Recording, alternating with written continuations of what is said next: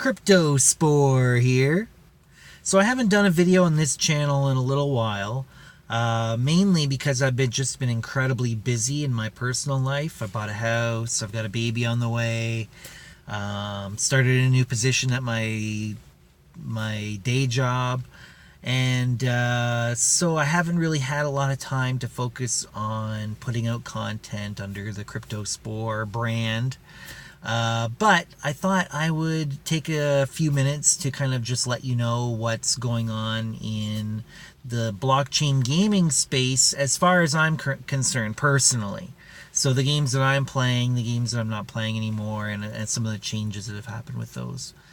In particular, one of the games that I used to play was Chibi Fighters. And I'm not playing that anymore because it no longer exists. The founders of Chibi Fighters did create a new game called, I think, something like A1 Fighters or something like that. And I don't really know the premise of it, but it's something to do with, you know, you play the game and you can earn crypto from different blockchains, I guess. I haven't really looked into it. Like I said, I've been very busy, so I've just kind of narrowed my focus quite considerably. Another game that I was playing was Mytherium, and this was, it still exists. It's a collectible trading card game on I believe it's the Ethereum blockchain. And I haven't really been playing that just because I haven't had time. But that one is a cool game. I like it. They have different elements to the game where it's like you've got these strongholds and you can produce resources like mines and a farm and a couple things like that. And I really like that element to it. It's not just about playing the card game itself, but you can also kind of build up strongholds and things like that. And I like that RPG role-playing game element to that game where you can build up your stats and accumulate an empire in a sense. I like that, but I just haven't really had time to play it. There was another game called Foot Battle where it was football, aka American soccer, and basically each card it was also a collectible card game on the blockchain. And in this game you have cards that each one is a soccer player, and new soccer players get drafted from the training league or whatever they call it, a training academy or whatever. And that's basically how the system generates new cards that you can draft into your recruitment, into your own personal team. Like basically you own that collectible asset on your wallet, on your blockchain wallet. And that, I believe, is also Ethereum, the Ethereum blockchain. And that one, I really like that game too. You know, I'm not a massive sports fan, but I do like some sports, and I think it's just a brilliant idea to use some of these collectible card games for sports applications. I think it's a really cool idea, and I think there should be more of them. But like I said, I've been so busy I haven't really had time to play it. But that's one that I haven't given up on entirely. I do believe that I will come back to it and play it again. And there are battles that happen automatically in the background, so it's not like my account is completely inactive without me going in and manually playing. But that's another game that I like that I haven't really been playing. But the games that I have been playing are Splinterlands. It used to be called STEEM Monsters, but they rebranded it to Splinterlands because they started expanding out into having more blockchain elements or integration with other blockchains besides just the Steam blockchain. Initially it was launched on the Steam blockchain, and so that's why it was called STEEM Monsters. This is also a collectible trading card game along the lines of Pokemon, Magic the Gathering, Hearthstone. It'd be a little bit more like Hearthstone because that's an online one, right? A digital collectible card game. But unlike Hearthstone, any of the cards that you have in your collection are actually owned by you, and they cannot be taken away, as happened recently. I don't remember his name, but a very prominent Hearthstone player expressed some sort of support for the Hong Kong protesters. And Hearthstone, owned by Blizzard, I believe, correct me if I'm wrong, but Blizzard is the company that owns that Hearthstone property, that game. And they didn't like that he was being political, because he could potentially damage the reputation of Blizzard with China. And China is a massive market. There's a lot of people in China, and there's a lot of money to be spent, and they want their chunk of that pie, right? So they didn't want China to be pissed off because one of their prominent players was supporting the Hong Kong protesters. And so what they did is they ended up stripping a title from him, some kind of winning. He won some title, and they stripped that title from him, and they what did they do? I mean, they can take your cards if they want. I don't remember if they did that or not, or if they suspended him or something like that, but you don't own your cards in Hearthstone. You spend money on them, you can buy them, you can trade them, and you can collect your own collection that is for you and you alone to use, but you never actually really own them.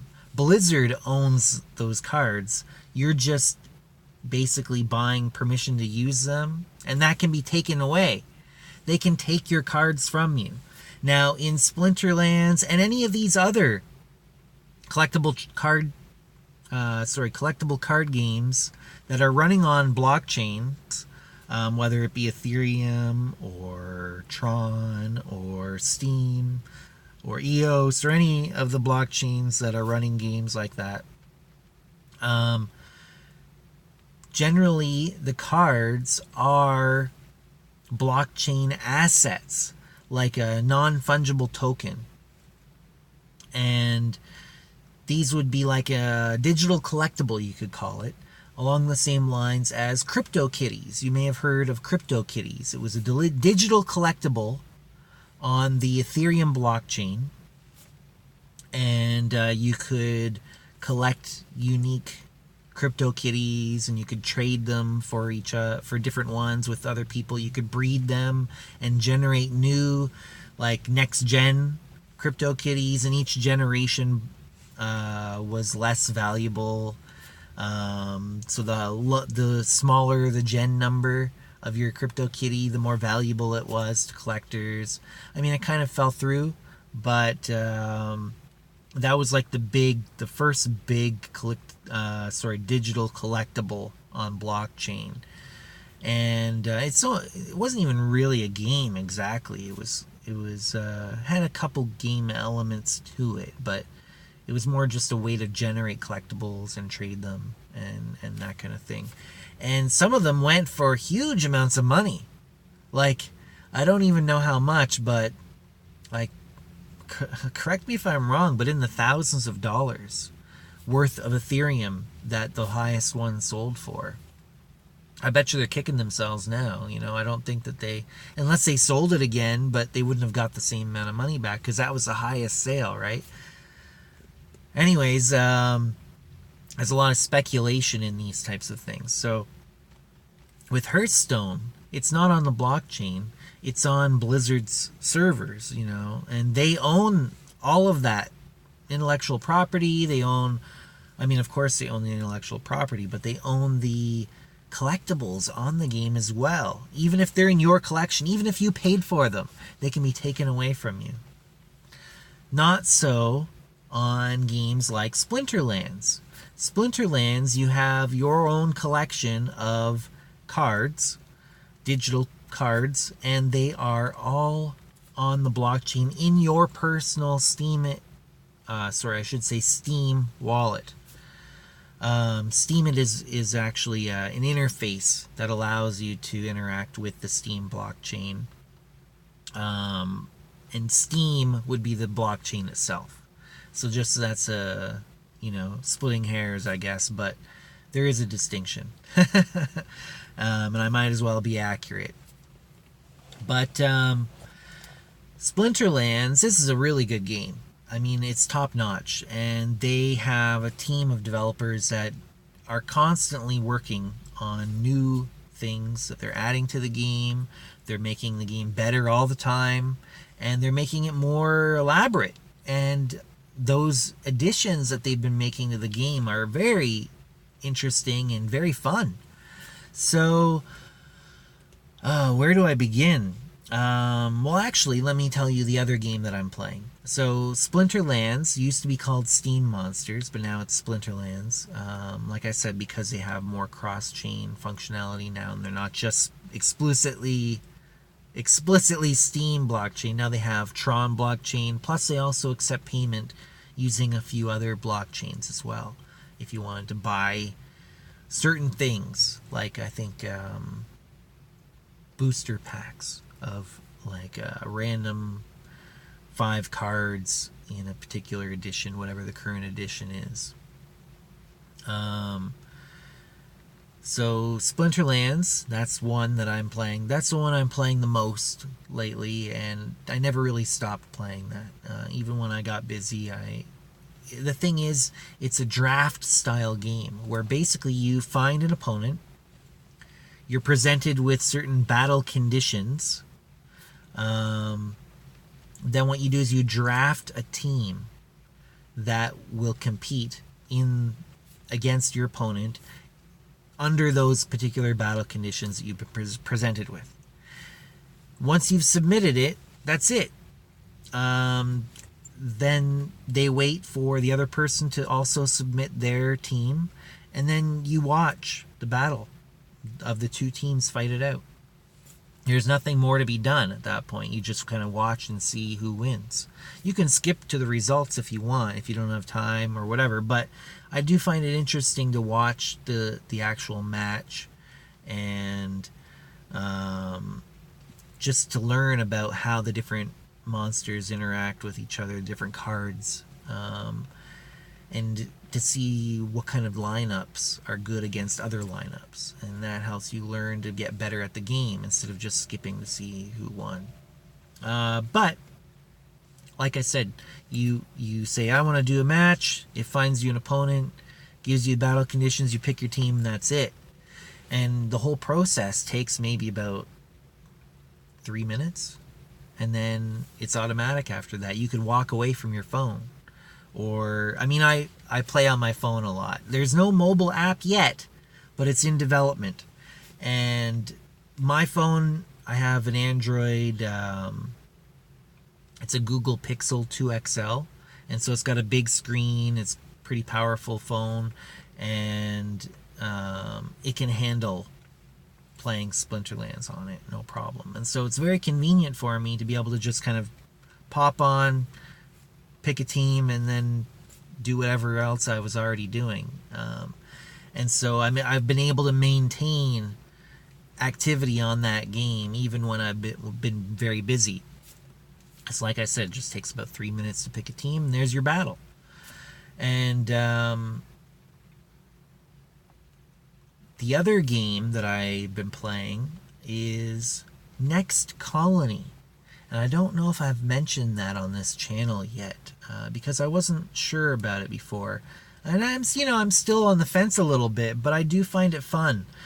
So this is a game that is mostly text-based. There's some still images, so like graphics that have been created for the game that show the different items and the different buildings and ships. But mostly it's just text.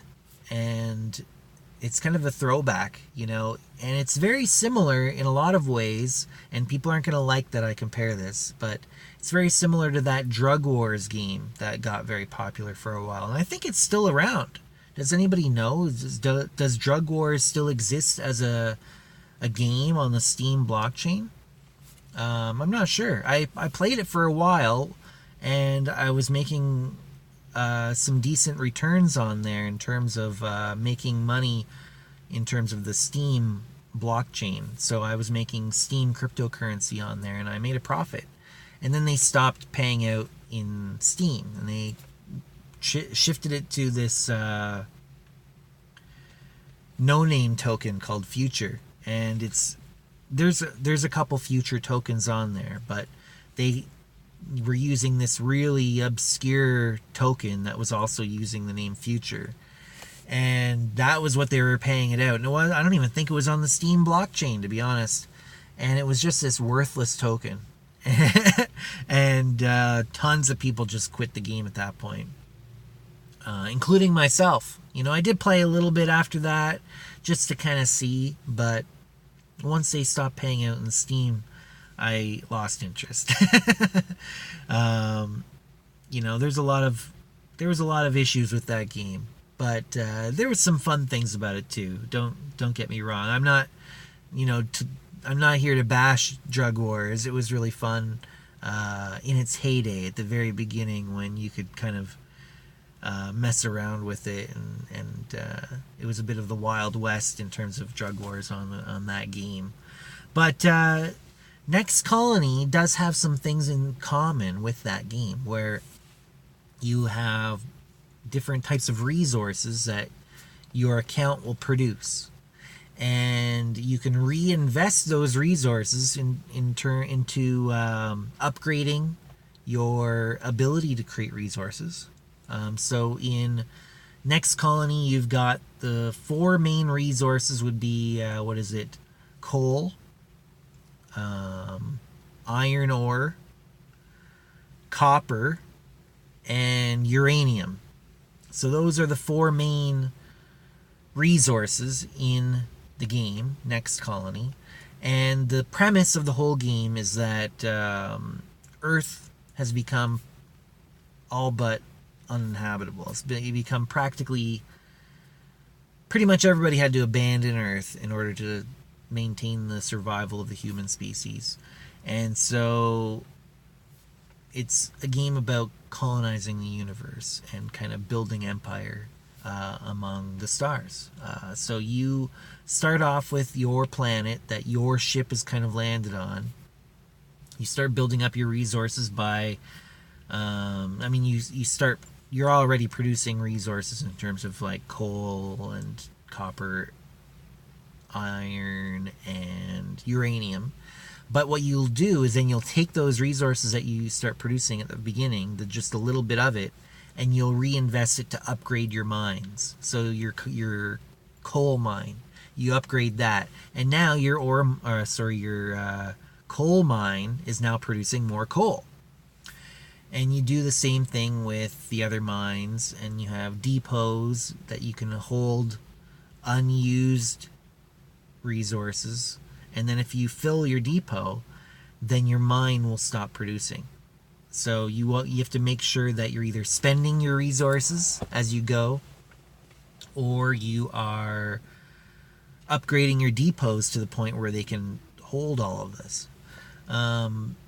But in order to upgrade these buildings, like the depot, like the mines, they're referred to as buildings, a shipyard, the base, there's like a shield generator, a bunker, or what is the other one?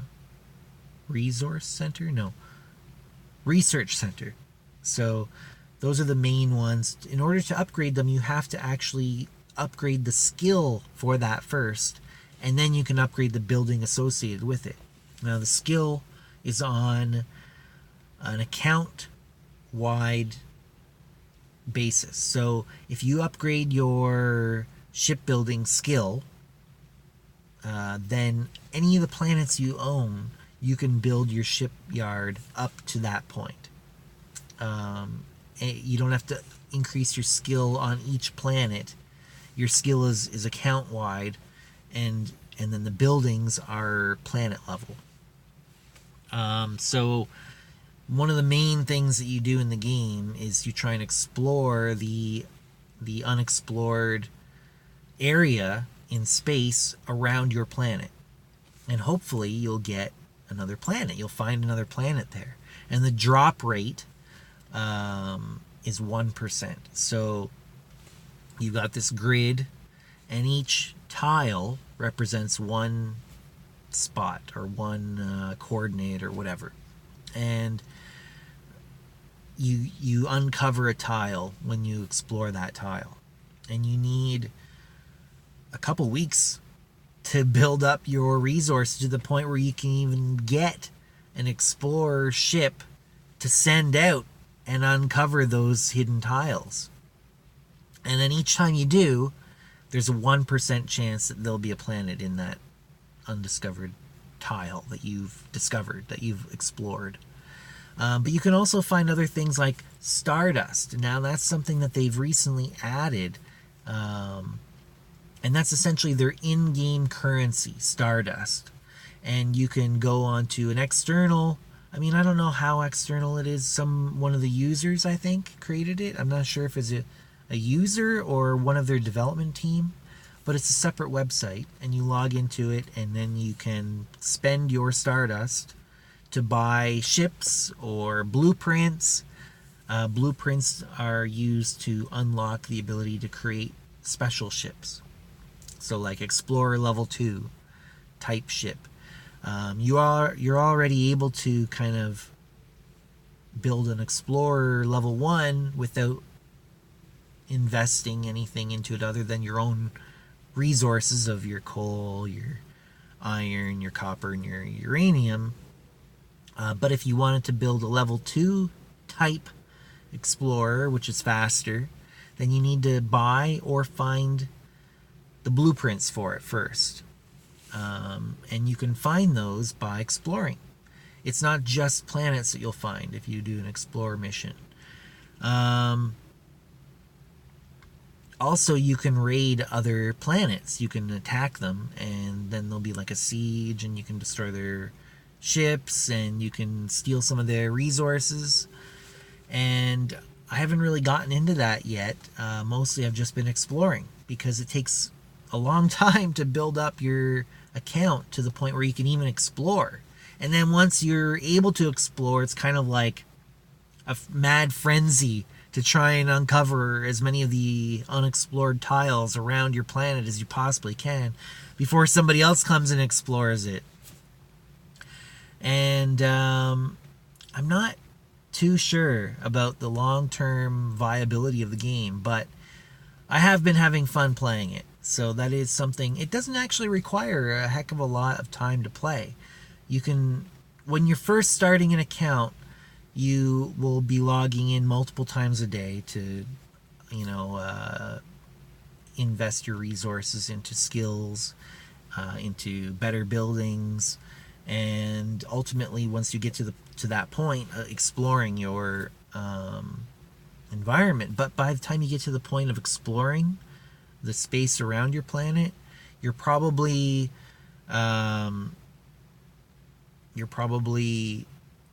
not logging in multiple times a day anymore, because everything takes a lot longer to accomplish. So like, it might take only half an hour to upgrade a building when you first upgrade it, but then maybe say when you're at level 12 of the building, maybe it's going to take you 5 hours to upgrade it to the next level. So you set it to go, and then you're like, okay, well, I'm not going to log in for another 5 hours because I've used all my resources. There's nothing left for me to do until that goes through. And even then, maybe I won't have enough resources to do the next thing until the next day, So once you get like a couple weeks in, you're only logging in like maybe twice a day or something like that. So it doesn't even take very much time to play.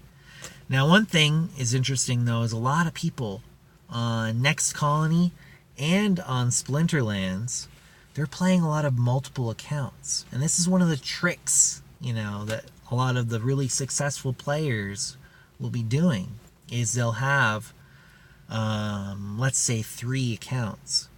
And they're playing all 3, but maybe they have one main one that they're favoring. And the other 2 sometimes they send resources from those two accounts to their main one to boost it, to make it go faster, to build it up quicker. And so they kind of have two support accounts and one main. And people will do that in Splinterlands as well, where they'll be doing their daily quests and earning their free cards every day and every season. Every 2 weeks you get an extra bunch of new cards, reward edition cards, and those are basically free. You just had to play the game. And so people will have one main account, and then they'll have, say, two other alts, they call them, alternate accounts, that are basically support level ones. And then they'll get the reward cards from those, and if there's anything that they need in those on their main account, they'll just send those cards over. They'll keep some of them in there to build up the account and make it more effective at winning and things like that. But certain cards they'll feed into that main account, and that main account will grow faster and stronger in a shorter amount of time. So that's one of the tricks that a lot of people will use on some of these games, is that they'll have multiple accounts. Now, some people think of it as kind of cheating or as a dirty trick or whatever, but in the blockchain space, it's not really considered cheating. It's just considered playing the game. You know, it's just another way to play the game. Everything is kind of, if it can be done, it's allowed. That's kind of the mindset of these blockchain games. If it's possible, then it's allowed. And people will have bots where they have scripted out so that it will automatically play for them. Now, I find that a lot of the times these aren't as effective as a human playing it, but for NextColony, for example, that's not such a big that's not as big of a difference. You know, I think that with a bot on NextColony, you'd probably be more effective because you don't have to time when you're manually going in and updating the things. It'll automatically update when it's ready, and there's no lost time, and you don't even have to log in for days probably, because it's automatically updating certain things if you set priorities or whatever in your bot to upgrade this when this happens and upgrade that when that happens and stuff. So I bet you, I mean, I don't use bots, but I bet you NextColony would be one that would lend itself to being botted a lot more than Splinterlands, because Splinterlands, you do need to think about things, and they change things a lot. So I got to drop off here. We've already been almost half an hour talking about this stuff. So what I'll do is I'll do another video talking more about some specifics on the actual gameplay for Splinterlands, my favorite blockchain game right now, and some of the new things that are coming out. We got Untamed, a new edition of cards coming out in just like a week. So that'll be very interesting and exciting for people to explore these new cards that will surely change the meta strategy of the game itself. And it'll be very interesting to see how it goes. So until next time, signing off. I still don't have a proper sign off, so let me just go hacha. I don't fucking know. Anyways, I'll see you next time. Crypto-Spore signing out. Maybe that should be my sign off. Crypto-Spore signing out. Yeah, there we go.